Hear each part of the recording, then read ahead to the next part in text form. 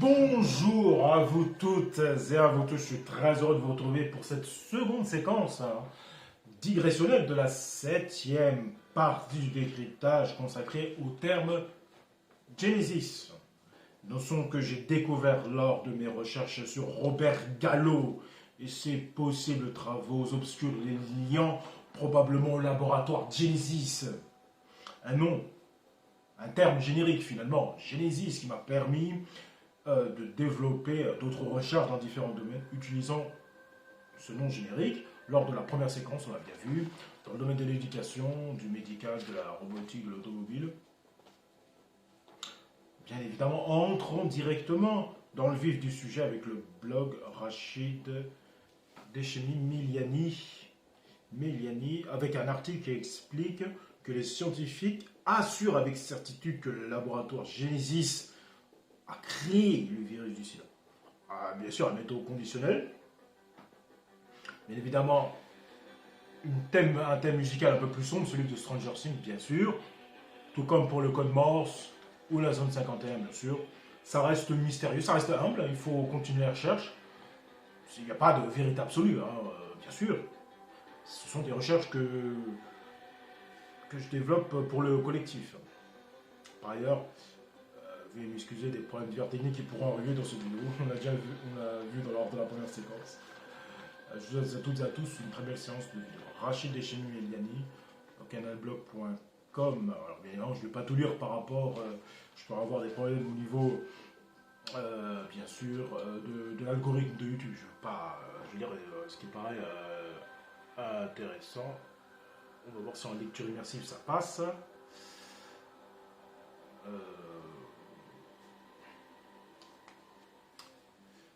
Des scientifiques assurent avec certitude que le laboratoire Genesis a créé le virus du sida. Vous voyez, je ne peux pas tout lire. En avril 1984, le docteur Robert Gallo a déposé une demande de brevet aux États-Unis pour son invention, le virus simien, issu du virus simien, le virus du VIH. Transmis par l'homme et ça devient virus. Virus simien au singe, ce même virus simien transmis à l'homme par zoonose devient le VIH. Normalement, quand un brevet est déposé et approuvé, on doit payer une somme pour protéger le brevet, payer une sorte de taxe. Dr Gallo a pu déposer son brevet gratuitement. Des scientifiques assurent avec 100% de certitude que le laboratoire Genesis a créé le virus du sida. Je le dis au conditionnel, pas avoir de souci au niveau des algorithmes. C'est quand même assez inquiétant. Ainsi, en maintenant leur propriété intellectuelle dans toute leur interprétation, il faut seulement admirer pourquoi Dr Gallo n'a pas encore déposé une procédure visant à recouvrer des dommages de l'utilisation de son invention. Aussi étrange que cet état de choses pourrait paraître, il porte nécessité d'examen complémentaire. On a aussi le programme spécial virus, un programme de développement du virus fédéral. C'est quand même assez... on verra après qu'est-ce que ça nous dit. On a des articles aussi, qui est intéressant. Peu après, le monde a été englouti avec des infections massives de virus de l'animal de quelqu'un qui diffère de toute maladie humaine illustre. Il était très contagieux et plus significatif. Un examen de la spéciale graphique Virus Flow, logique de recherche, révèle que les États-Unis cherchaient une particule de virus qui pourrait avoir un impact négatif sur les mécanismes de défense du système. Le programme cherche à modifier l'ordination de la particule virale au cours de laquelle, pour l'épissure chez l'animal de grade d'associé, maladie débilitante dénommée VISNA.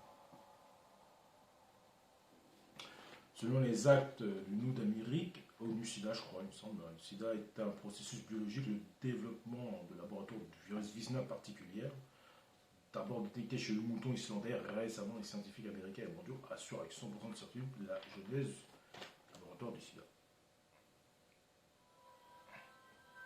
Pour terminer ce paragraphe, ce fait est plus souligné une fois on examine la nature, se multiplie et piste de la séquence VIH, virus spécial du Dr Gallo en 71, transcriptase inverse de particules du virus d'origine humaine.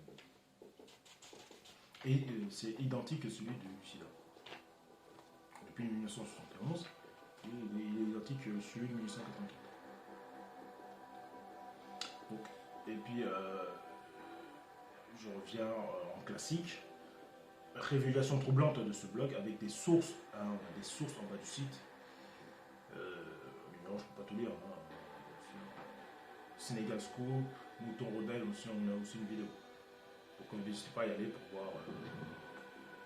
voir ces théories, tout simplement.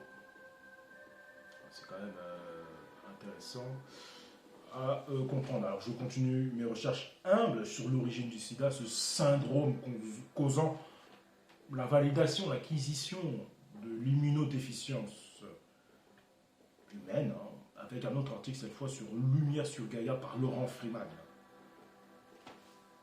Bien sûr. Il y a aussi Stop Monceau aussi comme site. Hein, le sida est écrit au Fort McKinley aux USA, révèle un rapport du FBI, le 15 décembre 2014. Vous voyez, on continue la recherche.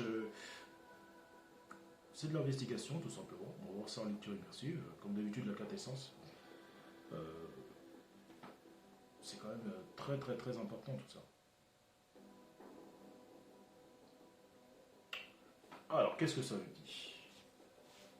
En 1974, Henry Kissinger rédige un mémorandum sur le contrôle démographique des populations et des ressources naturelles et alimentaires. Il y est précisé que la démographie et le taux de natalité doivent être diminués afin de permettre la stabilité dans les pays fournisseurs des USA. Je dois préciser qu'il y a eu depuis un nouveau rapport de la CIA en juillet 2001 sur la progression démographique de la population mondiale. Cela démontre que cet aspect est une préoccupation majeure des autorités américaines. Les disparitions et morts suspectes de microbiologistes, une quinzaine au moins, évoquées d'ailleurs lors de l'émission Radio Nova Arte début avril 2002. Ne peuvent être liés qu'à des programmes de recherche militaire sur les développements de nouveaux virus de guerre bactériologique. On est en plein dedans, j'ai l'impression. Possiblement. Destiné à la destruction de certaines épidémies. Peut-être que les gens ne comprennent pas aussi que c'est peut-être aussi une nouvelle forme de guerre aussi. Ça, les gens ont du mal à le comprendre encore. Pourtant, il y a eu beaucoup de films et séries sur ça. Certaines épidémies, comme celle de la grippe au Royaume-Uni, début 2001, qui ont fait de nombreux morts, ou ces cas de méningite mortelle qui surgissent en France sporadiquement, doivent être considérés comme suspects. La reconnaissance d'un programme des virus spéciaux des États-Unis par le docteur Sanders et le sénateur Nelson n'est pas une nouveauté. Donc c'est intéressant de voir que des docteurs et des politiques ont reconnu le programme des virus spéciaux des États-Unis. C'est quand même important d'avoir des sources et d'avoir des informations. Alors, plusieurs scientifiques soupçonnaient une origine militaire pour certains virus. Le docteur Horowitz avait d'ailleurs fait un travail récapitulatif assez remarquable. La campagne du docteur Graves, on va voir ça juste dans quelques liens plus tard, sur le programme virus des États-Unis sur le sida a déclenché une avalanche et de l'aide en direction des membres du Congrès. Une enquête du service général de comptabilité des États-Unis, 550 millions de dollars auraient en effet été dépensés pour faire proliférer les virus du sida en conformité avec les lois sur le contrôle de la population adoptées en secret sous l'administration Nixon. Selon la décision de Boyd E. Graves contre le président des États-Unis d'Amérique, Cour suprême des États-Unis, l'acte exige une révision, une neutralisation et des excuses américaines sur le sida. Les 500 millions manquants sont au centre de l'enquête actuelle du service général de comptabilité des États-Unis déclenché par James A. trafiquant du Congrès de l'Ohio le 23 juillet 2001. C'est passé quelque chose après en 2001. D'après le chef, et puis il y a aussi, il me semble, 20 000 milliards qui a été perdu quelque part. Ouais.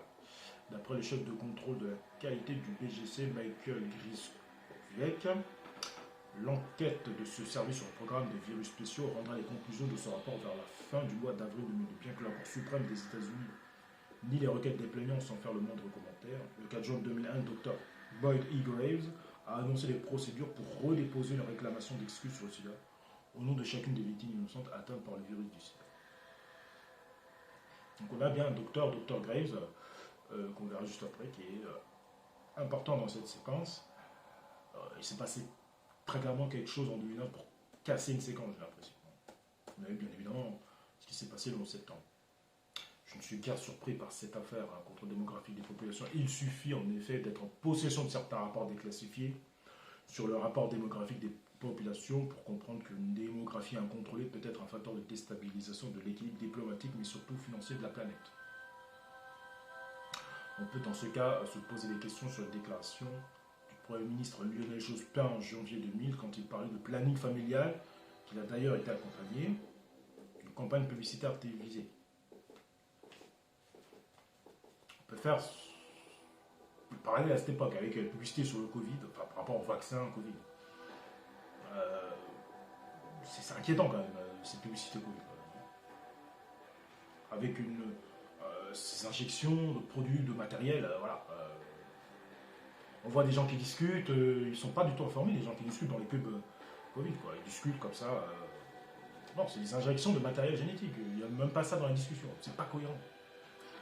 Ce terme est en effet abondamment utilisé dans le rapport Kissinger qui estime que c'est une nécessité pour certains pays afin d'éviter une croissance trop rapide, notamment dans les pays fournisseurs de matières premières des USA. Il est intéressant de signaler que lors d'un journal télévisé début 2002, l'ONU a fait déclarer que le sida avait fait 22 millions de morts en Afrique. Je me suis rappelé à avoir lu ce nombre quelque part. J'ai donc repris mes archives et trouvé ceci. La coïncidence sur le taux de mortalité et le nombre de vaccinations effectuées est surprenante.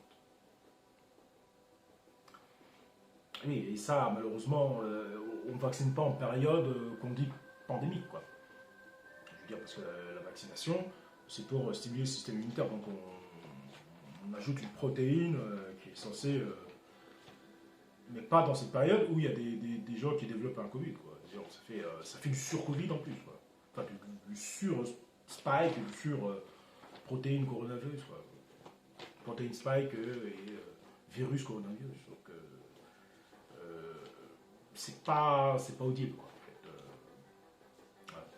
1969, vaccination rougeole variole en Afrique centrale et occidentale, 20 à 22 millions de personnes réparties sur 20 pays.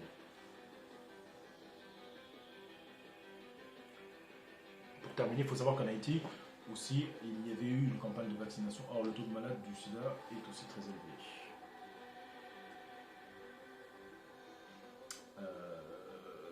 Alors, bien sûr, comme je dis, il faut rester humble face à ce mystère titanesque.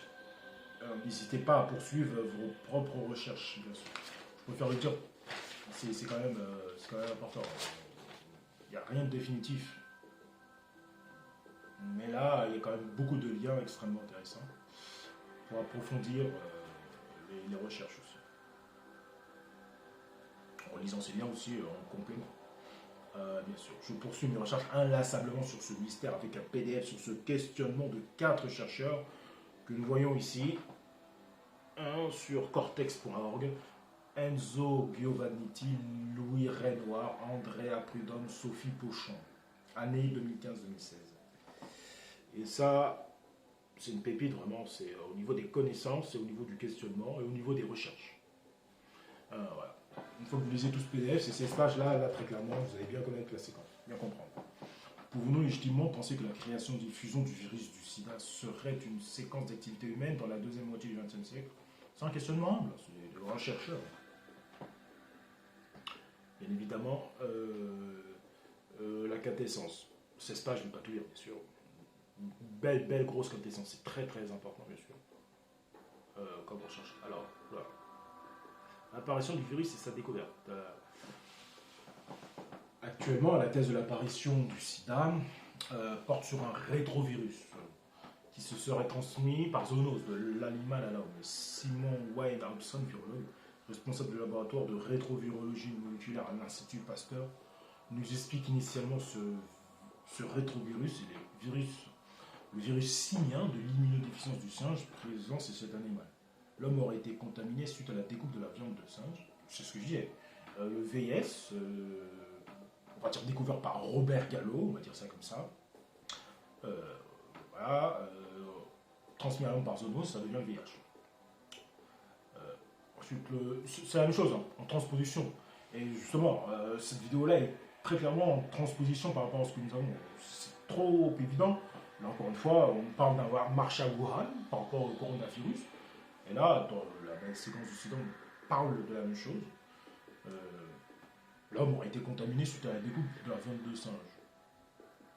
À l'origine du nord-est du Zaïre de Nouvelle, ce qui expliquerait le contact des deux individus. Cependant, nous sommes en droit de nous poser des questions du fait du recensement des premiers cas début des années 80, alors que la viande de singe est consommée depuis bien plus longtemps. Cela pour expliquer par le fait qu'auparavant, les cas contaminés mouraient sans répandre d'épidémie, alors que le XXe siècle sera, au vu de nombreux cas, propice à la prolifération du virus. Dans ce cas, qu'est-ce qui explique cette caractéristique du siècle dernier? Alors, j'avais parlé des 4H, je continue. Aujourd'hui, cette maladie est rentrée dans les mœurs avec 30 millions de morts en 30 ans. Ces 4H ne sont plus d'actualité car la totalité de la population est touchée. Nous parlons à présent du sida découvert en 1983. Cette découverte est également controversée puisque les États-Unis et la France ont évolué quasiment en parallèle. Tout d'abord, l'équipe du docteur Montagnier de l'Institut Pasteur en France publie en 1983 un article dans la revue Science de la découverte. Lymphadénopathie associative du virus, larve, pour faire part de leur découverte, mais toutefois sans isolation du virus. L'équipe américaine du professeur Gallo travaille en parallèle sur le sujet, sur le seul rétrovirus connu chez l'homme. L'Institut français collabore avec l'américain et leur donne leur suggéré afin qu'ils la comparent avec leurs résultats. En 1984, l'équipe américaine annonce avoir réussi à cultiver le virus. La même année, une autre équipe américaine à San Francisco obtient les mêmes résultats. Une polémique naît du fait que les deux virus proviennent de la souche de la même personne. Aujourd'hui, le monde médical s'accorde à reconnaître que la découverte du virus du sida est le fruit du professeur Montagnier et son équipe. C'est quand même intéressant. Et puis là, on a le contexte de l'Afrique du Sud. Les années 80 font partie de la quarantaine d'années où la politique de l'apartheid faisait loi. En Afrique du Sud, cette politique fondée en 1948, l'apartheid, là, on est à peu près pareil. Il y a beaucoup de similitudes quand on voit. Voilà, l'apartheid, vacciné ou non vacciné, ça. Et là, en Afrique du Sud, malheureusement, c'était apartheid africain noir et africain néerlandais. Cette politique fondée en 1948 par la communauté blanche du pays, et plus particulièrement par le Parti national, visait à la séparation des populations blanches et noires. Il prenait également en contrôle de la population noire, ce qui impliquait toutes sortes de ségrégations, jusqu'au plus atroce. Ainsi, le rattachement territorial, puis la nationalité et le statut social dépendaient du statut racial de l'individu, la politique, et là maintenant ça va être le statut médical de l'individu, tout simplement. Et on va vers ça, malheureusement. Par rapport à aller n'importe où. C'est du copier-coller à ce qui s'est passé en Afrique du Sud, mais pas sur la couleur de peau raciale, mais maintenant sur médical, son statut médical. La politique d'apartheid fut le résultat de l'anxiété historique des Afrikaners obsédés par la peur d'être engloutis par la masse des peuples noirs environnants, écrit Antoine Bullier, professeur des universités. Toujours dans cette politique d'apartheid, en 1981, écrit le projet COAST, classé secret défense, financé par le gouvernement sud-africain et visant à contrôler la démographie de la population noire du pays. Présenté comme un programme défensif, celui-ci comprenait nombre d'armes biochimiques et bactériologiques, censées n'avoir d'effet que sur cette population noire. C'est quand même assez inquiétant. En recoupant le contexte de l'apparition du virus, le VIH, la situation politique en Afrique du Sud dans les années 80, on est amené à se poser des questions concernant l'apparition et la propagation du virus du sida. Nous nous intéressons ici aux thèses impliquant l'existence du sida et son mode de diffusion seraient liés à la main de l'homme dans un premier temps. Nous allons essayer de comprendre sur ce virus, si ce virus aurait un lien avec des projets d'armement chimique sud-africain et américain. Dans un second temps, nous nous attarderons sur la possible influence des nombreux programmes de vaccination durant le XXe siècle, notamment contre la poliomyélite ou la syphilis, sur l'expansion de la pandémie sidéenne. Le sida s'est-il répandu à cause de l'homme de manière volontaire ou est-il la conséquence d'une énorme erreur sanitaire? C'est la question que posent ces 4 chercheurs. Alors, page 4, partie 1, le sida est une création humaine dont le but était de limiter l'expansion démographique de certaines populations. C'est la question qu'on se pose, j'en profite. Le virus du sida est si différent de par cette structure de tout autre virus qu'il ne peut absolument pas avoir été formé par notre mère, la nature. Cette citation de Robert Strecker introduit la thèse selon laquelle le VIH serait un produit de synthèse. Là, très clairement, je pense que les gens ont compris. Début des années 80, en Afrique du Sud, je dirais, là on a l'impression d'être plus élevé technologiquement, mais on a plus de virus qu'à une époque plus ancienne. Au niveau sanitaire, on a l'impression qu'on régresse finalement. Parce qu'il y a plus de maladies, etc. Ok. Il y a d'autres choses à comprendre. Au début des années 80, en Afrique du Sud, le pouvoir appartient toujours au gouvernement de l'apartheid. Cependant, la population noire commence à réclamer ses droits en se révoltant dans la rue avec sa tête un certain Nelson Mandela, véritable leader de la communauté noire, prix Nobel de la paix en 1993. Le gouvernement de l'apartheid et les dirigeants militaires décident donc de lancer en 1980 le développement du CBW, nom de code projet COAST.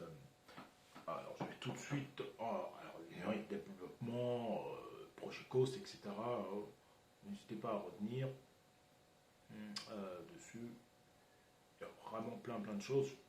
Vous voyez bien oui, là, il y a un historique aussi qui est intéressant. Et moi, je vais tout de suite en page 8, tout simplement. Très intéressant de lire tout ça. Alors.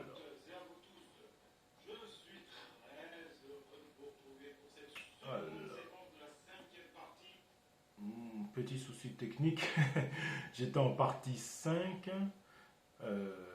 parce qu'effectivement j'aime bien mettre en pouce mes vidéos. Je suis désolé, je remets la musique, hein, petit souci technique. C'est assez étrange de mettre en lecture,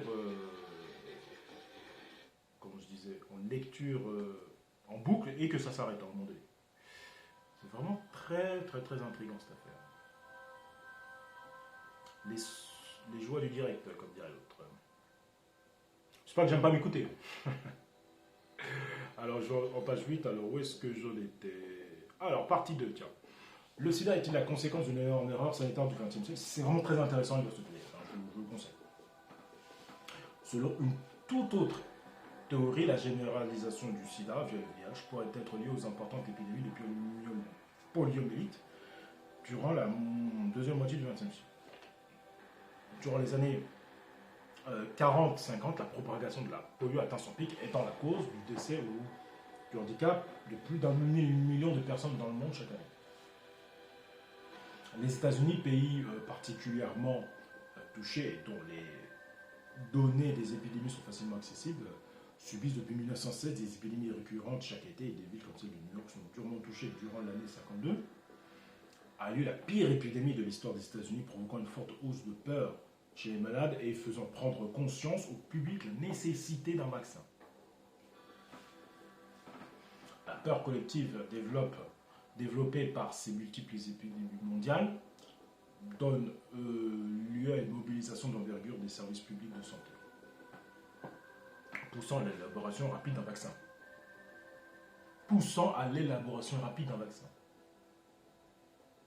Donc, c'est vraiment très intéressant ce qu'ils disent. C'est en 2015 qu'ils ont fait ce PDF. La peur collective développée par ces multiples épidémies mondiales donne lieu à une mobilisation d'envergure des services publics de santé, poussant à l'élaboration rapide d'un vaccin. C'était dans les années 50. C'est du copier-coller. Tout simplement. Deux docteurs sont en première ligne. Dr Jonas Salk et Dr Koprowski. Le second est nommé un monstre sacré de la médecine, ayant fait d'importantes recherches sur la fièvre jaune, la rage, le cancer et la poliomyélite. Il teste son premier vaccin pour la polio sur 20 enfants handicapés. Ce sont des tests. Ces tests sont un succès, mais lorsque le grand public apprend les détails de la campagne de tests, le gouvernement américain lui retire son soutien. C'est donc le vaccin Salk qui fut choisi pour les campagnes nationales de vaccination. Cependant, Koprowski continuera à tester aux USA entre 52 et 55, notamment dans les villes de Sonoma et de Woodbine. Le vaccin Salk sera testé sur plus d'1 million d'enfants, alors que l'organe thymus se développe jusqu'à 15 ans. Il sera déclaré efficace le 12 avril 1955. Il choisit de ne pas le faire profiter pour le laisser plus abordable aux millions de personnes en ayant besoin. Plusieurs laboratoires américains se lancent donc précipitamment dans la fabrication du vaccin. L'un d'entre eux, le laboratoire Cutter, fournit un vaccin insuffisamment inactivé qui contaminera plusieurs centaines d'enfants. Le Cutter incident sera un important frein à la campagne. J'ai l'impression de lire le futur de ce qui va arriver.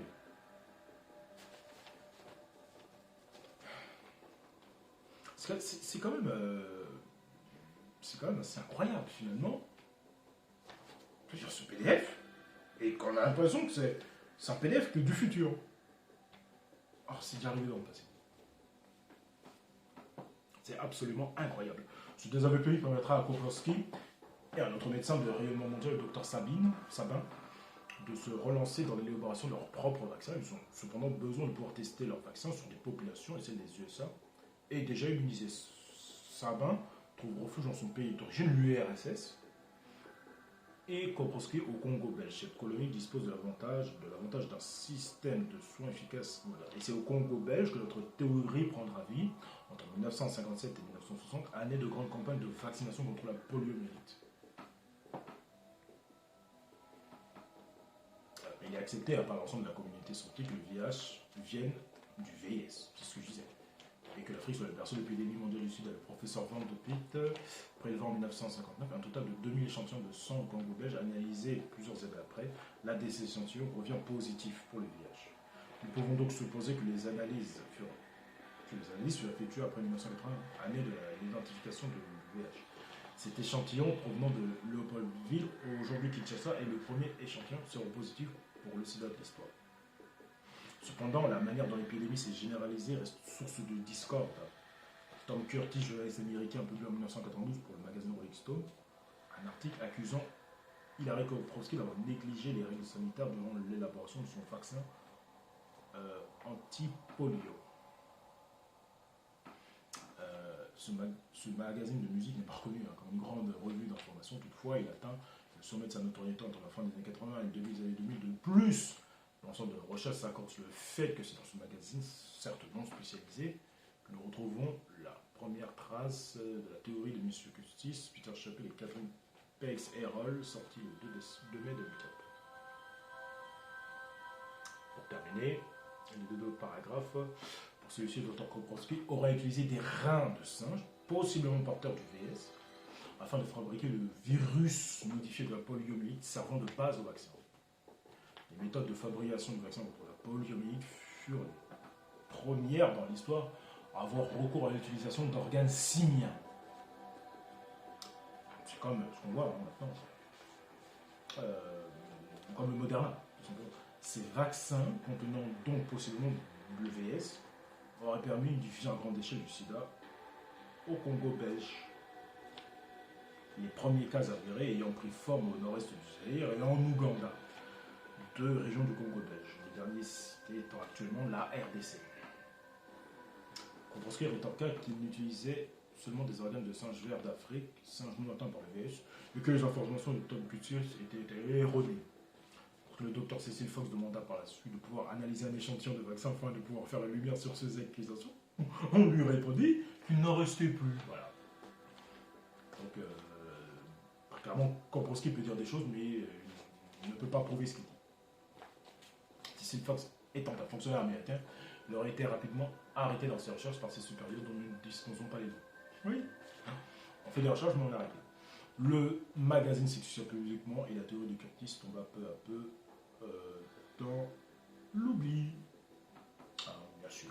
Cependant, les travaux de Tom Curtis furent repris et complétés par Edward Hooper, correspondant à la BBC, qui écrivit le livre The River. Des suites des 17 ans qu'il passa sur le terrain enquêté sur les théories de Curtis. Ensuite, il y a le documentaire Les origines du sida. C'est quand même intéressant. Alors je terminerai en page 14 avec la conclusion. Vraiment plein de choses intéressantes. C'est vraiment à voir. Alors, qu'est-ce que ça nous dit cette fameuse conclusion? Et puis, il y a quand même une bibliographie assez riche, parce que les travaux, les recherches de ces 4 personnes sont vraiment exceptionnels. Les différents projets d'armement chimique ont été oubliés au fil des années, mais restent tout de même un fait marquant de la fin du XXe siècle. D'une part, il montre à quel point un gouvernement qui, par simple obsession raciale, peut malmener une population au point de vouloir l'exterminer dans un cadre d'un projet secret d'armement biologique et chimique et qui, comme nous vous l'avons expliqué, était connu et a obtenu un large soutien de nombreuses puissances mondiales. Aujourd'hui encore, toutes les armes biologiques et chimiques et les nombreuses recherches mises au point par Passel et son équipe restent introuvables. Nous ne pouvons affirmer que ces échantillons ont été répandus. D'autant plus que le VIH est un virus qui peut rester inactif pendant des années avant de déclencher le virus, enfin de déclencher le syndrome d'immunodéficience acquise. C'est-à-dire le fait que ce virus s'attaque tout d'un coup aux lymphocytes, rendant les estimations des dates de contamination difficiles. La thèse selon laquelle l'homme a créé et répandu le VIH est très coûteuse au niveau du rasoir d'Occam. La mauvaise superposition des dates, l'accès difficile aux informations et les nombreuses rumeurs dues à la guerre froide, chacun faisant circuler des informations afin de déstabiliser l'autre, c'est ce qu'on va voir avec l'opération infection, empêche toute conclusion formelle sur le sujet. Cependant, des preuves historiques de programmes biologiques racistes empêchent également de conclure à l'impossibilité de la thèse. Le projet MK Naomi était un projet mené dans les années 50 et 60 par le département de la défense des USA associé à la CIA. Son but était de stocker plusieurs substances chimiques incapacitantes ou mortelles et de développer les moyens de les disséminer.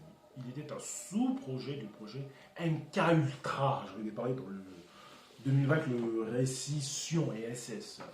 Société secrète, cette vidéo, la troisième partie de la troisième séquence de la septième partie du récit Sion. Je vais parler du projet MK Ultra. Projet de la CIA des années 50 et 70 visant à manipuler mentalement certaines personnes par l'injection de substances psychotropes. D'après le livre A Terrible Mistake de Al Bareilly, journaliste américain publié en 2009, l'affaire de Pont-Saint-Esprit en 51, c'est en France, série d'intoxications alimentaires qui frappe la France à l'été 51, dont la plus sérieuse, à partir du 17 août, à Pont-Saint-Esprit, fera 5 morts. Serait une application du projet MK Naomi. Pour lui, ces intoxications sont dues à l'ingestion de LSD-25, substance d'étude privilégiée, lors de plusieurs projets, dont MK Ultra et MK Naomi. Les lettres MK sont pour Robert Manaker et Paul Cotin. Donc M pour Manaker et K pour Cotin, les deux docteurs responsables du projet. Et Naomi, voilà. Je ne vais pas le lire oralement, parce que c'est pas agréable pour Naomi, mais vous voyez bien que on connaît MK Ultra, mais MK Naomi, c'est moins connu. Parce que c'est déstabilisant quand même. Mais vraiment, on sait d'où vient le nom MK. Manaker et Cotin. Projet Manaker-Cotin. Pour finir, d'autres éléments extérieurement abordés dans ce dossier ont pu également participer à la diffusion du sida en 1929. La Belgique ouvre un dispensaire Croix-Rouge dans sa colonie congolaise. Tous les colons ayant des signes d'infection sexuellement transmissible doivent s'y rendre, ainsi que toutes les femmes célibataires pour lesquelles une visite mensuelle est obligatoire. Le test de la syphilis de l'époque, peu fiable, provoque plusieurs centaines d'injections de médicaments chaque jour à l'aide d'aiguilles juste rincées à l'eau entre chaque injection. 1930 et 1953, date à laquelle un médecin met en évidence la transmission possible d'agents infectieux par ces injections. La thèse des vaccins contaminés, relativement peu coûteuse vis-à-vis du rasoir d'Occam, c'est donc une hypothèse parmi beaucoup d'autres. Il ne faudrait en aucun cas en considérer seulement une comme entière responsable de la propagation de l'épidémie mondiale de VIH. Le thème du sida et de VIH fait beaucoup parler et a donné lieu à de nombreuses théories quant à sa propagation, son origine, ou encore ses méthodes de guérison. Certains disent que celui-ci n'existe pas ou qu'il peut se guérir de façon divine. On peut prendre l'exemple de Yahya Jammeh, président gambien, dont je suis d'origine, qui disait pouvoir guérir le sida grâce à de l'herbe et ses pouvoirs. Ou le père Bahetawi Gebremedine Demis qui préconisait de s'arroser de l'eau bénite. La réflexion et le débat restent donc ouverts. Certaines preuves cruciales manquent encore afin d'affirmer catégoriquement une importante responsabilité humaine dans la généralisation mondiale de l'épidémie du sida. Donc voilà pour ce PDF, une belle quintessence parce que c'est extrêmement important, avec une belle bibliographie. Vous voyez, vous avez tous les liens pour poursuivre les recherches et les travaux. C'est vraiment absolument extrêmement important. Bien sûr, alors voilà pour ces recherches de ces 4 techniciens de grande qualité. Comme je dis, avec une bibliographie riche pour des recherches humbles, pour clôturer cette séquence sur l'apparition de ce sida, un extrait intéressant sur ce doc player concernant l'invention du virus du sida de Peter H. Duesberg, l'invention du virus du sida. Préface de Carrie Mullis, le créateur du PCR, et du professeur Henry Bauer. Alors, je vais juste lire la description, bien sûr.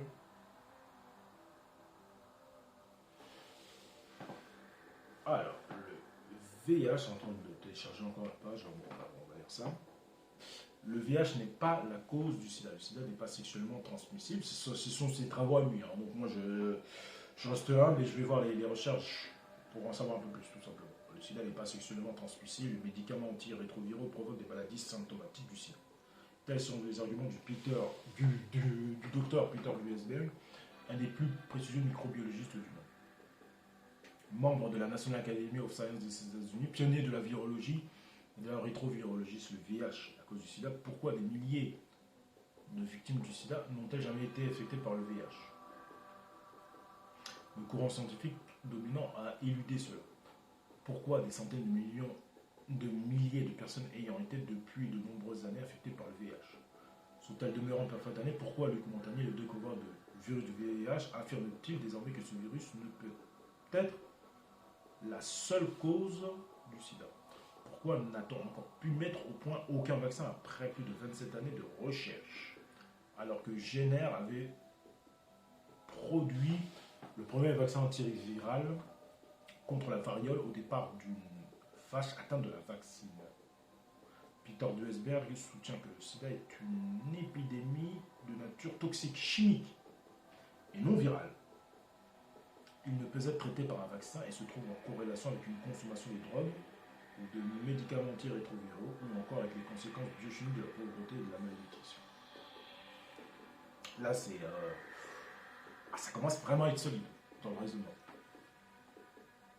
C'est des recherches humbles et c'est très percutant, c'est sociologiquement, et ça rejoint aussi les travaux des scientifiques de Cortex. Voilà, ça vient en complément, avec un raisonnement peut-être un peu plus fin. Ce sont des virologues de haut niveau, donc c'est pas n'importe qui dit ça non plus. Donc c'est quand même très important, très important.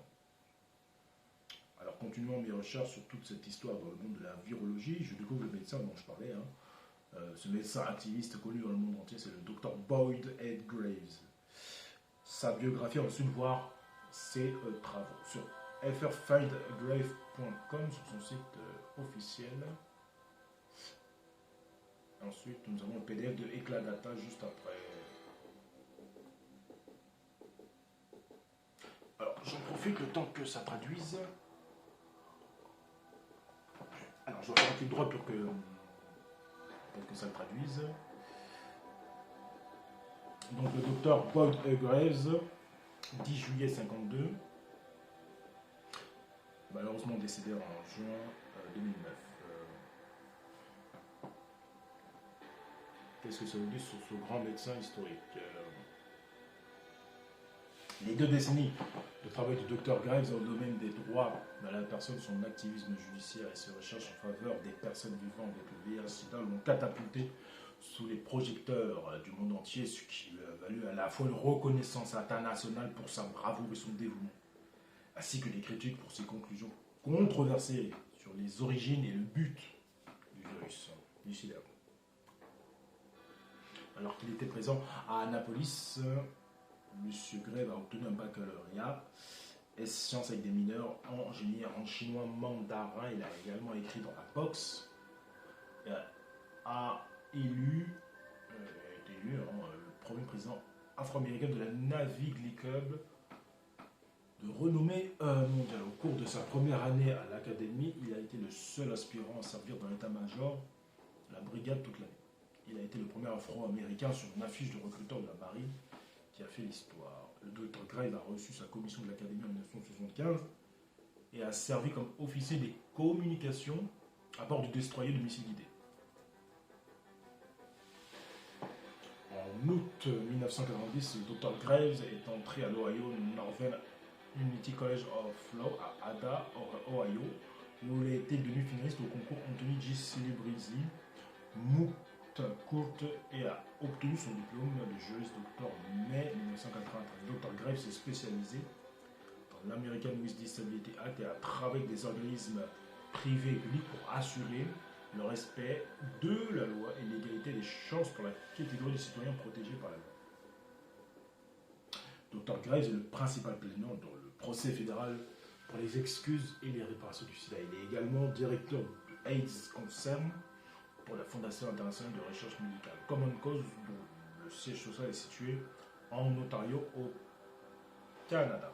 Il a été conférencier célèbre auteur de plusieurs livres, dont on va voir juste après. Dr Graves travaillait sur ses mémoires d'autres manuscrits au moment de sa mort.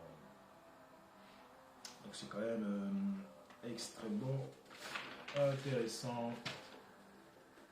Passons à ses travaux, notamment des extraits de son livre State Origins, The Evidence of the Laboratory Birth of AIDS. Sur un PDF d'Eclavata classique. Alors, qu'est-ce que ça nous dit? Une carte essence encore, comme d'habitude. Officiellement, la médecine indique que le sida a officiellement causé 28 millions de morts ce jour pour l'indemnité du virus VIH. Certaines théories indiquent quant à elles qu'aucun virus VIH n'a jamais été détecté chez l'homme malade du sida, et d'autres qu'il s'agit d'un virus créé en laboratoire. Tout cela n'est pas clair, alors qu'en est-il vraiment? Alors, encore une source, on va voir ça. Alors, cet article retranscrit essentiellement les recherches du Dr Boyd Graves, s'étant penché réellement sur la question sans passer par le prisme de la pensée unique. Une vidéo du Dr Horowitz et divers documents déclassifiés du gouvernement viennent confirmer ces liens. Le Dr Graves décédera le 18 juin 2009 d'une infection par la bactérie Escherichia coli. Les plaintes en justice engagées contre le gouvernement ont été à chaque fois étouffées.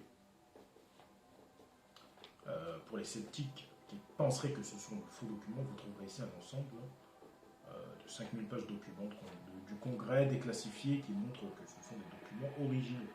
Il parle précisément des armes biochimiques. L'aspartame y serait mentionné. Donc là, on a extrait du livre State Origins The Evidence of the Laboratory Birth of AIDS. Le docteur Boyd de Graves, 28 septembre 2002. Alors, qu'est-ce que c'est le livre? Je ne vais pas tout lire, bien sûr. La véritable histoire de l'origine du sida peut être retracée tout au long du XXe siècle, en commençant par 1878, le 29 avril de cette année. Les États-Unis ont adopté une loi fédérale de quarantaine. Les États-Unis ont fait un effort significatif pour enquêter sur les causes des épidémies. En 1887, l'effort a été renforcé grâce au laboratoire d'hygiène. C'est intéressant aussi de faire référence à Nightingale aussi par rapport à ça, par rapport à toute cette séquence de l'hygiène. Et de cette réforme des techniques d'infirmière. Très intéressant. Ce laboratoire était dirigé par le docteur Joseph Jitkinyoun, un raciste pur et dur qui servait l'idéologie eugéniste. 2 ans plus tard, en 1889, nous avons pu identifier le mycoplasme, un agent transmissible qui est maintenant considéré comme étant le cœur des maladies humaines, y compris le sida. En 1893, nous avons renforcé la loi fédérale sur la quarantaine et tout à coup, il y a eu une explosion de la polio.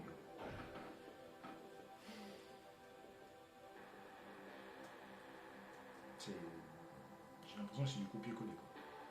Encore une fois, en 1998, nous savions que nous pourrions utiliser des mycoplasmes pour provoquer des épidémies parce que nous étions en mesure de le faire chez les bovins et dans les plants de tabac. Alors ça, c'est extrêmement intéressant. Le Congrès américain, en 1899, a commencé à étudier la lèpre aux États-Unis. En 1902, nous avons organisé une observation d'évolution expérimentale et avons pu identifier les maladies de nature ethnique. En 1904, nous avons utilisé des mycoplasmes pour provoquer une épidémie chez les chevaux. En 1910, nous avons utilisé des mycoplasmes pour provoquer une épidémie chez les... Voilà. Alors, on est bien d'accord, c'est le monsieur... je remonte, quand il dit nous avons... d'accord, c'est le docteur Joseph J. Kinney qui parle. Chez les volailles. En 1917, nous avons formé la Fédération de la Société américaine pour la biologie expérimentale. En 1918, le virus de la grippe tue des millions de gens sans cri de gare. C'était un virus de la grippe modifié avec un mycoplasme aviaire pour lequel les primates humains n'avaient aucune immunité acquise. C'est une vérité implacable. Si c'est lui qui le dit, par rapport au travail du Dr. Boyd et Graves, c'est quand même des travaux étouffés, c'est des recherches humbles pour le collectif. Il faut vraiment le partager, c'est important pour ceux qui ne sont pas informés. En 1921, le théoricien de l'eugénisme Bertrand Russell soutient publiquement la nécessité d'organiser des fléaux contre la population. En 1931, des tests sont faits secrètement sur les Afro-Américains expérimentant le sida sur les moutons. 1931. C'est pour ça que moi je vous dis, il faut rester humble. On va dans. C'est quand même assez. D'où cette musique Stranger Things, vraiment c'est très étrange pour le coup. En 1935, nous apprenons que l'on pourrait cristalliser le mycoplasme du tabac et qu'il restera infectieux. En 1943, nous commençons notre programme de guerre biologique. Peu de temps après, nous étudions les mycoplasmes et les jumeurs en Nouvelle-Guinée. Donc là, on termine 45-46. J'en ai parlé après. En 1945, nous assistons au plus grand afflux de scientifiques étrangers de l'histoire dédiés au programme biologique américain. L'opération Trombone, j'en ai parlé dans The Economist 2020. L'opération Paperclip, Trombone, avec ces scientifiques nazis qui sont récupérés par les Américains, notamment Werner von Braun, le plus connu, restera dans les annales comme étant l'un des programmes les plus sombres du gouvernement parallèle, faisant une fixation sur les génocides. En 1946, la marine américaine engage le docteur Earl Traub, un biologiste raciste encore en mai, une séance de la commission des finances confirme l'existence d'une arme biologique secrète. Bien sûr, le souci c'est que je ne vais pas tout lire non plus. Et je passe directement en page 6. N'hésitez pas à continuer. C'est quand même extrêmement intéressant toute l'histoire.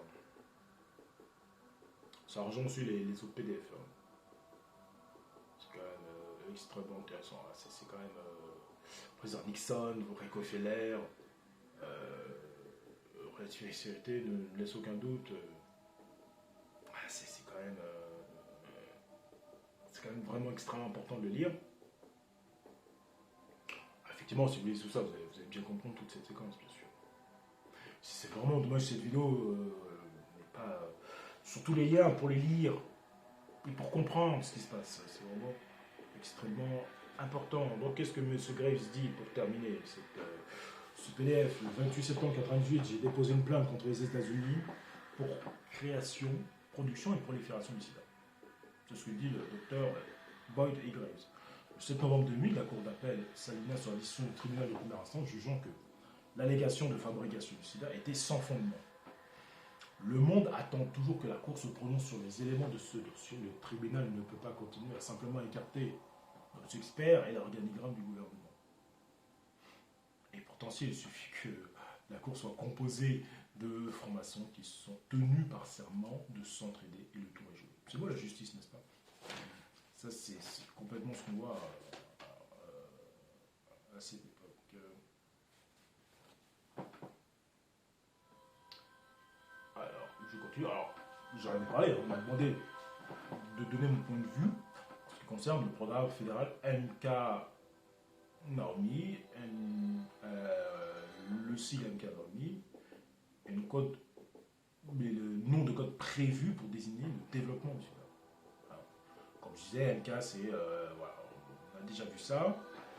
Le gouvernement américain continue à orchestrer le silence de très hauts échelons du Congrès et des militaires. À l'heure actuelle, personne ne prend ses responsabilités. Les honnêtes gens finiront par créer un tsunami d'indignation dans l'opinion publique.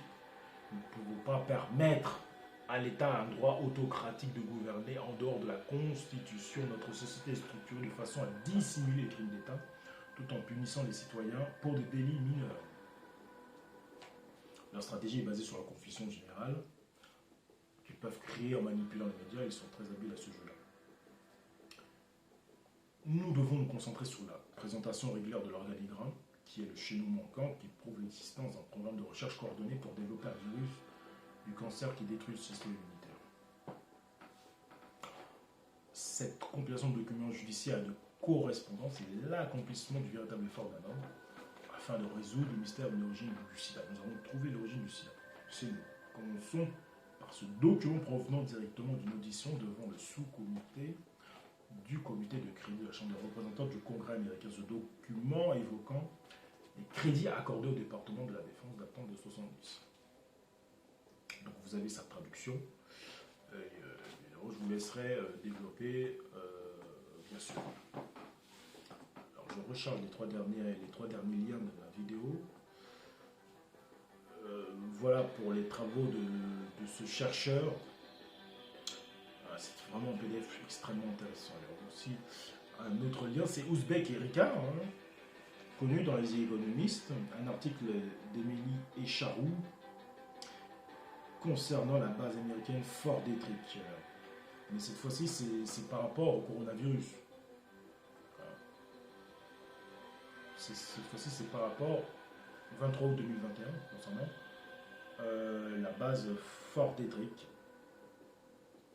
Car ce Fort Detrick a, encore une fois, fait l'objet d'une opération du KGB nommée Opération Infection. C'est vraiment intéressant de voir cette image.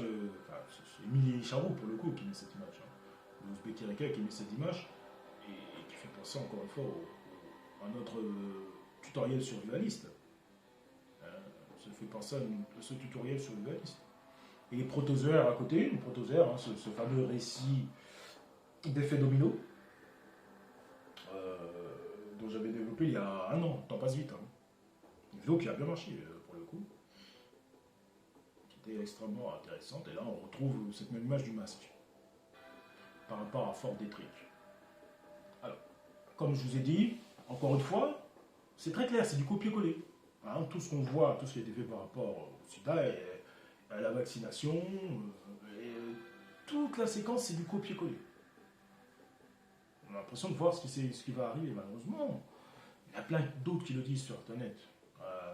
Vraiment, c'est malheureux. Voilà. Pour le coup, là, encore une fois, il y a une théorie sur Fort Detrick, mais Fort Detrick, encore une fois, a fait l'objet de théories par rapport à la guerre froide, par rapport à ça. C'est quand même vraiment extrêmement intéressant. Donc on utilise toujours Fort Detrick par rapport au sida et là par rapport au coronavirus. Là on est sur le site military.wikia.org et on va essayer de l'opération infection par rapport à la guerre froide, c'est trop important, c'est trop important. Ah non, c'est là qu'il faut cliquer pour la lecture immersive, on l'a traduite en français. Ensuite je reviens sur Ouzbek Erika, bien sûr. C'est une belle petite digression par rapport à Ouzbek Erika pour bien expliquer. Opération infection, j'en profite. En 1992, le docteur du Foreign Intelligence Service Evgeny Primakov, que nous voyons ici, a admis que le KGB était derrière les articles de journaux soviétiques affirmant que le sida avait été créé par le gouvernement américain. Ça, c'est la guerre froide. J'avais lu le PDF de Cortex, voilà. Par rapport à la guerre froide, ce mano à mano de la guerre froide. Voilà. L'opération Infection était une campagne de désinformation menée par le KGB dans les années 80 pour diffuser des informations selon lesquelles les États-Unis avaient inventé le virus du VIH, dans le cadre d'un projet de recherche sur les armes biologiques à Fort Detrick, dans le Maryland. C'est d'ailleurs peut-être là où il y a le laboratoire Genesis finalement. Et ça, c'est ce que je pense. L'Union soviétique l'a utilisé pour saper la crédibilité des États-Unis, favoriser l'anti-américanisme, isoler l'Amérique à l'étranger et créer des tensions entre les pays hôtes et les États-Unis sur la présence de bases militaires américaines, qui ont souvent été décrites comme la cause des épidémies du sida dans les populations locales. Et là, vous voyez maintenant, là, c'est les Chinois qui disent que c'est à Fort Detrick. Vous voyez ? Dans les années 80, guerre froide, c'est les Russes par rapport au sida, et maintenant, c'est les Chinois par rapport aux États-Unis concernant le coronavirus. C'est du copier-coller. Ah bon ? Tout simplement. Selon les analyses du département d'État américain, une autre raison pour laquelle l'Union soviétique a promu la désinformation sur le sida pour avoir été sa tentative de détourner l'attention internationale de son propre programme de guerre biologique offensif qui a été surveillé pendant des décennies. En plus de l'anthrax, les soviétiques auraient développé la tularemie, la peste, et du coup, voilà, des fins de guerre biologique, ainsi que la toxine botulique, les entérotoxines 7 et les mycotoxines. Mycotoxines, mycoplasme, on a vu ça depuis le début des années 10, années 20, donc pas du tout. Une autre explication, vous voyez, quand on fait la recherche, on peut balayer humblement parce qu'on a fait des recherches. Donc, c'est ça qui est intéressant. De voir plusieurs liens différents, c'est important.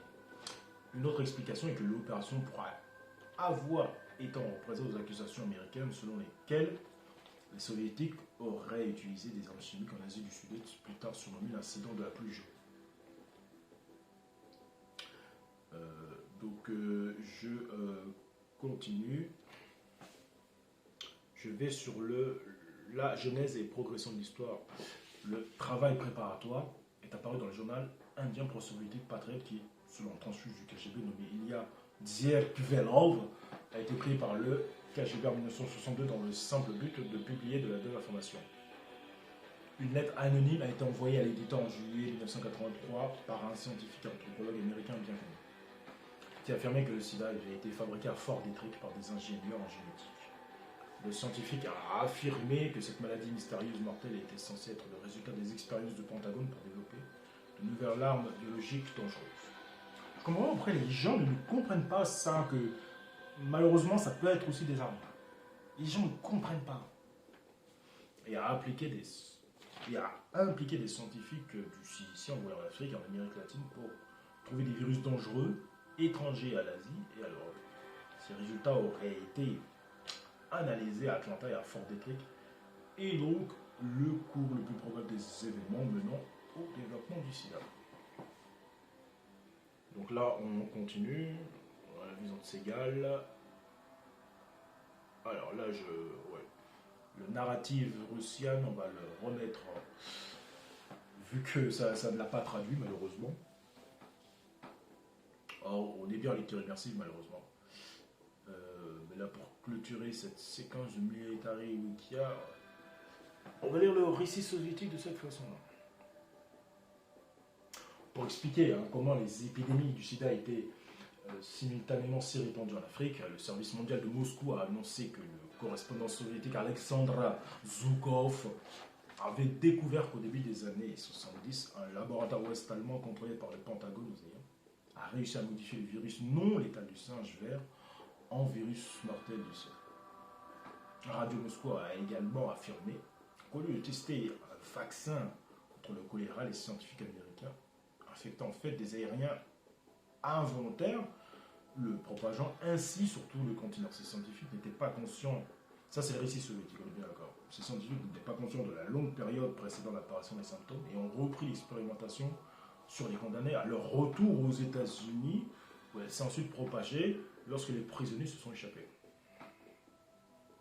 Les affirmations selon lesquelles la CIA avait envoyé des préservatifs huilés contre le sida à d'autres pays ont surgi indépendamment dans la presse africaine bien après le début de l'opération. En 1987, un livre, Once Again About the CIA, a été publié par l'agence presse Novosti, avec la citation: la direction de la science et de la technologie de la CIA modernise continuellement son inventaire de préparation pathogène de bactéries et de virus et étudie leurs effets sur l'homme dans diverses parties du monde. À cette fin, la CIA utilise des centres médicaux américains dans des pays étrangers. Le centre de recherche médicale pakistanais de Lahore en est un bon exemple, créé en 1962 prétendument pour lutter contre le paludisme. Pour terminer, la réaction du public qui en a résulté a finalement fermé le centre de recherche médicale légitime. Les allocations soviétiques ont déclaré que le but de ce projet de recherche, y compris celui du sida, était d'élargir l'arsenal de guerre. Ça, c'est la vision soviétique. C'est intéressant, il n'y a pas que la vision américaine, évidemment, ou de chercheurs libres. C'est intéressant d'aller un peu partout. Là, pour le coup, ce sont des journalistes scientifiques d'Ouzbek Erika, Émilie et Charou. On va voir ça en lecture immersive, la quintessence comme d'habitude, sur justement pour le coup des Chinois ou d'autres théories qu'on dit conspirationnistes sur Internet par rapport à ça. Comment la base américaine Fort Detrick est devenue le centre des théories complotistes chinoises sur l'origine du film. Vous voyez, le centre des théories, c'était russe pour avec l'opération fiction. Et là, c'est très très très important sur l'origine du coronavirus. Avec cette image très très très parlante. Hein. Je crois que cette image-là, je vais peut-être la mettre en vidéo pour bien faire comprendre aux gens. C'est assez propre, c'est impressionnant, tout simplement. Vieille de plusieurs mois, la théorie du complot dite de Fort Detrick avance que les États-Unis seraient à l'origine de la création du coronavirus. J'ai l'impression de lire le même PDF, mais on va le lire quand même. Même si c'est du copier-coller. Visant à éloigner les soupçons qui pèsent sur la Chine, d'où est partie l'épidémie, cette théorie connaît un fort rebond sur les réseaux sociaux depuis plusieurs semaines, à coup de campagne de désinformation et de propagande fomentée par le Parti communiste chinois. Émilie et Charles. Combien de complots sont sortis de votre laboratoire? Combien de cadavres accrochés à l'étiquette? Que cachez-vous? Ouvrez la porte de Fort Detrick. C'est sur fond de musique que le groupe rap nationaliste chinois CD Rêve a repris le 9 août dernier une théorie du complot selon laquelle le Covid-19 proviendrait d'une base militaire américaine dans le Maryland, a appelé Fort Detrick. Dans leur chanson Open the Door to Fort Detrick. Mélodie assez que j'ai inventée. Les membres de ce groupe, originaires de Chengdu, dans la province de Sichuan, avec le fameux poivre du Sichuan, bien sûr, excellentissime, au sud-ouest de la Chine, appelle le gouvernement américain à ouvrir une enquête sur le laboratoire en question en lien avec les origines du Covid-19. Largement relayée sur les réseaux sociaux, cette musique a également été adoubée par Zhao Lijian, le porte-parole du ministère chinois des Affaires étrangères. Ouvrez la porte de Fort Detrick, faites la différence sur un secret bien gardé. Cette chanson de rap traduit notre pensée, écrit-il dans un tweet publié le 11 août 2021 sur la toile. Visionné plus de 18 000 fois via ce tweet, le clip de CDRF n'a en réalité que l'une des multiples résurgences d'une théorie du complot vieille de plusieurs mois et activement propagée par le gouvernement chinois. Sur Weibo, les Twitter chinois, elle a par exemple été mentionnée plus de 250 000 fois via les hashtags Fort Detrick et Fort Detrick coronavirus. La sortie du single Open the Door to Fort Detrick a ainsi ravivé les soupçons d'une partie de la population chinoise quant à l'origine américaine du virus visé par une campagne de désinformation du Parti communiste chinois.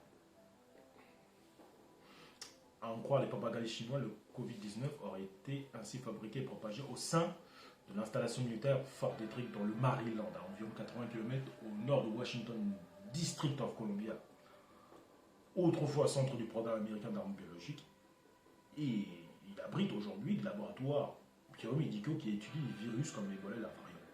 Le diffuseur d'État chinois CCTV a consacré une heure de reportage à ce laboratoire. Son titre, l'histoire sombre derrière Fort Detrick. Sa ligne éditoriale se concentrait sur les violations supposées des règles de confinement du laboratoire en 2019 pour renforcer les allégations de laxisme en matière de sécurité qui auraient permis au virus de se propager. En dehors des laboratoires vus plus de 11 000 fois sur Twitter, il a notamment été repartagé par Zhao Lijian qui multiplie les déclarations allant dans le sens des critiques portées à l'égard des États-Unis par le Parti communiste chinois. Les scientifiques ont trouvé des anticorps Covid-19 dans des échantillons de sang de cerf de Virginie aux USA dès 2019. Quand exactement le nouveau coronavirus a-t-il commencé à circuler aux États-Unis, écrit-il par exemple. C'est un peu la même séquence brumeuse que SIDA. C'est vraiment pareil, quoi. Par exemple, le 13 août faisait référence à une autre théorie selon laquelle des cerfs vivants aux États-Unis auraient le premier propagé le coronavirus. Au vu de toutes ces vérités et de ces chiffres, les États-Unis ont failli à leur propre peuple et à la société internationale de la lutte contre le Covid-19. A-t-il avancé d'ailleurs 4 jours plus tôt, il a également publié une série d'études abordant la théorie de Fort Detrick désignant le laboratoire comme le centre des expériences les plus sombres du gouvernement américain. Zhao Lijian a joué un rôle particulièrement important dans la diffusion de cette théorie, et ce dès 2020, l'année dernière. Plusieurs tweets provenant de son compte Twitter ont attiré l'attention sur Fort Detrick en mars dernier, alors que l'Europe commençait à se confiner. Il a par ailleurs suggéré que les athlètes militaires américains qui ont participé aux Jeux militaires mondiaux de Wuhan en octobre 2019 auraient possiblement apporté le coronavirus en Chine. Une théorie. C'est la même séquence, on apporte de continent à continent. Transport, c'est incroyable. Une théorie qu'il a réaffirmée en juillet 2020 lors d'une conférence de presse. Je termine ce paragraphe. Pour terminer ce paragraphe, avant de passer au dernier lien, partagé depuis par d'autres diplomates, la théorie de Fort Detrick dépasse également les frontières de la Chine le 18 août dernier. L'ambassade chinoise au Zimbabwe a demandé qu'une enquête soit ouverte. Si les États-Unis n'ont rien à cacher, devraient inviter l'OMS à venir aux États-Unis de manière transparente pour effectuer la recherche des origines, notamment à Fort Detrick à l'Université de Caroline du Nord, a-t-elle déclaré via son compte Twitter. Une contribution extérieure sur laquelle compte le régime chinois pour asseoir la légitimité de sa campagne de désinformation entretenue également par une création de faux comptes d'experts visant à valider la théorie de Fort Detrick selon la BBC. Donc, avec tous les liens que je vous ai donnés, il y a quand même beaucoup de choses. Si vous lisez tout ça, vous savez, il y a quand même une bonne palette de connaissances et de recherches aussi. Il y a quand même beaucoup de matière. Donc n'hésitez pas à partager. C'est quand même très important pour terminer cette vidéo. Et finalement, le récit de Genesis, le prétexte pandémique Covid-19, au service de la plus haute malfaisance, avec encore une fois cette similitude vaccinale que nous avons dans les années 50, avec le vaccin Salk, et plus d'1 million d'enfants testés. Nous avons en Australie la même chose, avec le vaccin Covid, plutôt injection de matériel génétique. C'est la même chose. Là, sur le site, on voit bien ici Michel Duchesne, qui fait un travail extraordinaire comme Michel Duchesne, c'est énorme. Défenseur de la Terre, Michel Duchesne. La gigantesque arnaque du Covid-19. L'Australie organise un rituel de vaccination luciférienne ciblant 24 000 enfants. Les images sont choquantes. Alors, ce que dit Michel Duchesne, c'est que YouTube laisse, comment dire, voilà, c'était juste ça. Je ne vais pas montrer les images, parce que de toute façon, ce qu'il dit, c'est très intéressant. YouTube n'interdit pas les vidéos de culte malfaisants, mais il interdit toute personne qui dit la vérité sur le vaccin. C'est trop... je ne vais pas montrer les images. C'est permis pour YouTube. Oui, d'accord, très bien, mais pas moi. Alors, bien sûr, la quintessence, on va passer vite. Cette quintessence-là, rapidement, et ensuite un petit bonus, toujours sur le même lien de Michel Duchesne, qui est extrêmement important. Ce qui est intéressant, c'est qu'en Australie, c'est assez étrange. C'est jamais vu quelque chose d'aussi inquiétant, quoi.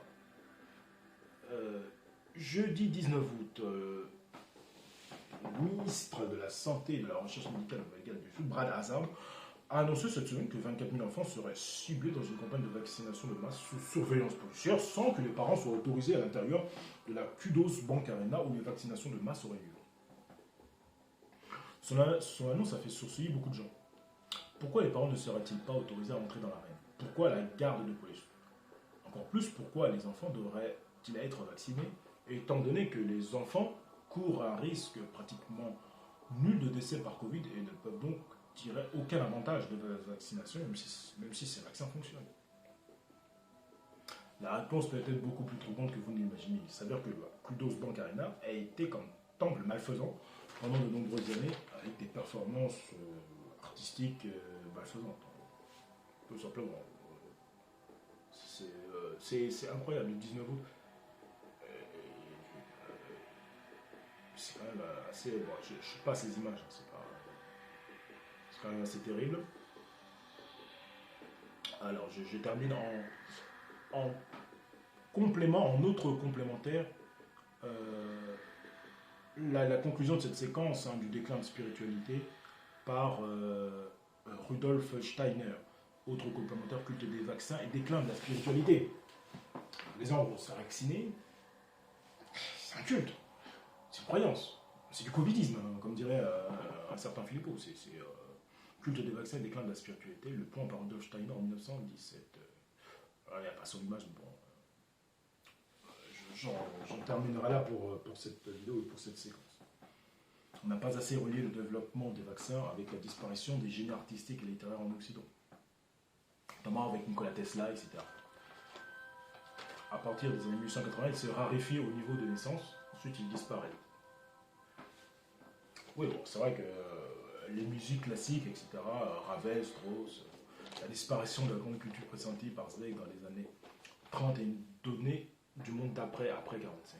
On entre dans l'ère du citoyen superflu dont parle Nietzsche dans Zarathustra. Citoyen tellement superflu qu'il se laisse emprisonner et exterminer sans réagir à la culture de viol du savoir congelé. Ou de la pensée de la musique jetable. La poésie a disparu, tout ce qui importe, c'est de jouir et de survivre. La panique Covid et le QR code n'ont pas d'autre cause. Le déclin de la spiritualité accompagna aussi la modernité et ses vaccins. J'en parlais à la 5e partie avec ce pape et ses cathos. Pas tous, bien sûr. Pas tous, parce qu'on a bien vu dans la première séquence avec les School Genesis qui sont intéressants. Et c'est là que je vais reprendre Rudolf Steiner à ses conférences de 1917. Steiner est un grand esprit qui n'est pas à azoter, pas plus que Lévi-Strauss. Je les cite ici parce qu'ils ont raison et ouvrent une vraie question sur un certain point de la monstruosité moderne. Quod verum est meum, comme dit Sénèque à Lucilius, oui, est un de mes maîtres.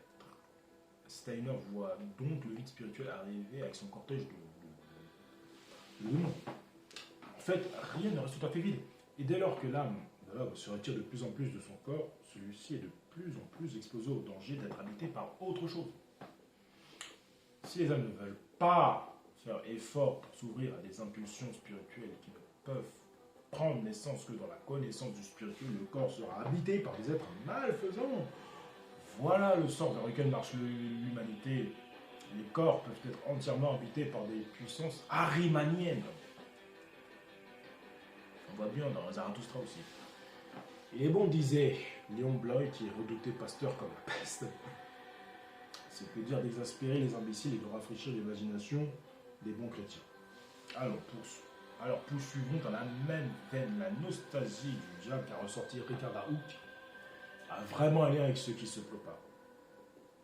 Les institutions, les concepts, les idées sociales que conçoivent aujourd'hui les gens sont des abstractions grossières par rapport aux conditions complexes qui vont se créer. Et parce que les hommes ne sont pas capables de saisir à l'aide de leurs concepts, de leurs représentations, la réalité qui est là, ils glissent de plus en plus au chaos, comme le révèlent suffisamment les événements de cette guerre. Car en 1917, la guerre 14-18, Steiner ajoute autrefois au Concile de Constantinople, l'esprit a été éliminé. On a institué un dogme. L'homme n'est fait que d'une âme et d'un corps. Parler d'esprit est une hérésie. On aspirera sous une autre forme à éliminer l'âme, la vie de l'âme. Si un christianisme déjà dévoyé a éliminé l'esprit, le scientisme moderne élimine lui l'âme. C'est là que le vaccin va l'aider. Dans le passé, on a éliminé l'esprit, on éliminera l'âme au moyen d'un médicament. C'est ce qu'on voit dans le 2021, malheureusement. Possiblement, avec cette couleur vert pâle, forte symboliquement, de couleur absinthe. En partant d'une saine vue des choses, on trouvera un vaccin auquel l'organisme sera prêté de la prime jeunesse autant que possible. C'est en 1917 qu'il dit ça quand même. Si possible, de la naissance même, afin que ce corps n'en vienne pas à penser qu'il existe une âme et un esprit. Seul le corps doit rester, l'âme et l'esprit doivent disparaître. Les autres, les successeurs des actuels matérialistes chercheront le vaccin qui rendra les corps sains, c'est-à-dire constitués de telle façon qu'ils ne parleront plus de ces sottises que sont l'âme et l'esprit, mais qu'ils seront sains. Et on va vers ça, très clairement. C'est incroyable. Des fois, très clairement, c'est ce qu'on voit en ce moment. Il faut se vacciner, il faut se... C'est quoi? C'est incroyable. Des forces mécaniques et chimiques qui, à partir de la nébuleuse cosmique, ont constitué les planètes et les soleils. On obtiendra ce résultat en manipulant ces corps. Le rôle du médecin moderne. On confiera au médecin matérialiste le soin de débarrasser l'humanité des âmes. Oui, ceux qui croient qu'on peut prévoir l'avenir à l'aide d'idées qui jouent avec la réalité sont bien dans l'erreur. Il a dit ça en 1917, c'est ce qui se passe aujourd'hui. La liquidation spirituelle des enfants est déjà à l'ordre du jour. Je vous expliquais, les esprits des souffleront à leurs hôtes, aux hommes qui les habiteront de découvrir un vaccin qui puisse, dès la prime jeunesse, par la voie du corps, extirper la tendance à la spiritualité. On vaccine aujourd'hui contre telle ou telle maladie. À l'avenir, on vaccinera les enfants à l'aide d'un produit que l'on peut très bien composer, qui empêchera les enfants de développer en eux les folies de la vie spirituelle. Folie, dans la perspective matérialiste, bien entendu. C'est à cette époque très freudienne qu'on cherche à traiter chimiquement ou cliniquement les génies. La chose a déjà commencé dans le domaine littéraire du moins, où elle est moins nocive. Des écrits de médecins très savants ont déjà paru qui traitent de la pathologie de différents génies. Meyer, Scheffel, Nietzsche, Schopenhauer, Goethe, on a essayé de les comprendre tout en faisant état de tel ou tel trait pathologique avéré. Ce qui est le plus bouleversant dans ce domaine, c'est qu'on a aussi essayé de comprendre le Christ Jésus et les évangiles en se plaçant au point de vue de la pathologie. Les siècles du totalitarisme et des camps de concentration arrivent dans un esprit proche de René Guénon et de Bernard Steiner écrit. Tout cela vise à trouver pour finir le moyen de vacciner les corps afin que Nissi ne développe pas la tendance aux idées spirituelles et que leur vie durant les hommes ne croient qu'à l'existence de la matière, que perçoivent les sens, j'en avais parlé. Tout comme on vaccine contre la phtisie, on vaccinera contre la tendance à la spiritualité. Cela explique très certainement la faible résistance à la tyrannie sanitaire et au grand reset de Klaus Schwab, du forum de Davos. Les peuples abétis et grégaires ont été anesthésiés par le consumérisme, la massification, les médias, mais aussi par les vaccins, le culte obligatoire des vaccins actuels promu par 99% des élites mondiales et par ce pape monstrueux, mais certes pas fortueux. Donc voilà pour cette vidéo. Ce bonus était vraiment extraordinaire. De Rudolf Steiner, c'est impressionnant. À quel point c'est pertinent et plein de vérités et d'évidence. C'est malheureux. C'est sûr, encore une fois, merci d'avoir suivi jusqu'au bout. Il y a eu un peu moins de problèmes techniques. Mais vraiment, c'est vraiment une vidéo extrêmement importante à partager, difficile. Il y a beaucoup d'éléments. Il faut être humble. On continue la recherche. Il n'y a pas de question de vérité absolue, on n'est pas là pour ça. On est là pour partager les informations au plus grand nombre. Pouce levé, commentaires, n'hésitez pas à partager. Merci à vous pour cela par avance. Merci de m'avoir suivi et de votre patience. D'autres vidéos à faire. L'astrologie du septembre, ce fameux rendez-vous mensuel classique, qui va devenir un classique. Et puis, il y a très clairement une vidéo à faire sur la situation aux États-Unis. Très clairement catastrophique. Merci à vous de m'avoir suivi. Merci, à la prochaine.